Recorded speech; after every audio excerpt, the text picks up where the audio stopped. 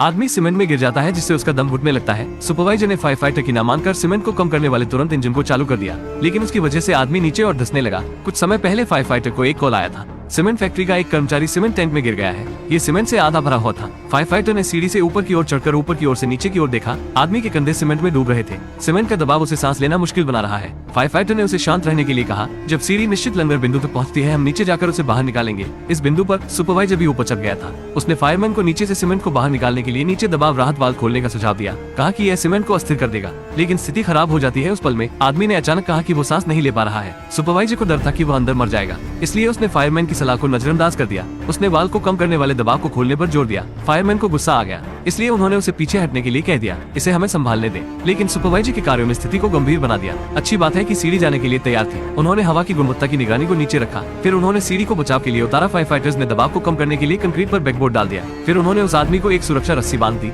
जैसे वो एक और बैकबोर्ड नीचे रख रहा था, उसने पाया कि आदमी का दम घुट रहा था, इसलिए उसने दूसरे फायर फाइटर को मदद के लिए बुलाया। आदमी को रस्सी के साथ बांध दिया गया, लेकिन एयर मॉनिटर बजने लगा। ऑक्सीजन का स्तर गिर रहा है। वो चिल्लाता है कि उसे और अधिक ऑक्सीजन की जरूरत है। फायर फाइटर ने वेंटिलेशन पाइप को नीचे बढ़ाया। ऑक्सीजन का स्तर जल्द ही सामान्य हो गया, लेकिन हल्के हल्के निकलने का कोई समय नहीं है। फायर फाइटर ने रस्सियों को कसने का आदेश दिया। फिर कप्तान ने वाल्व को कम करने वाला दबाव खोला। सीमेंट धीरे धीरे बहने लगा। फायर फाइटर ने सीमेंट को कम करने के लिए आदमी के बगल में सीमेंट को खोदना चालू कर दिया। जल्द ही आदमी के शरीर का आधा हिस्सा ऊपर आ गया था। फिर फायर फाइटर ने वाल्व को कम करने वाले दबाव को बंद करने के लिए सूचित कर दिया। फिर आदमी को ऊपर खींच लिया गया। पहले डॉक्टरों ने उसे एक इंजेक्शन दिया, फिर उसे ऑक्सीजन मास्क लगा दिया गया। आदमी ने धीरे धीरे सांस लेना शुरू कर दिया और इस तरह से फायर फाइटर ने एक और जान बचा ली।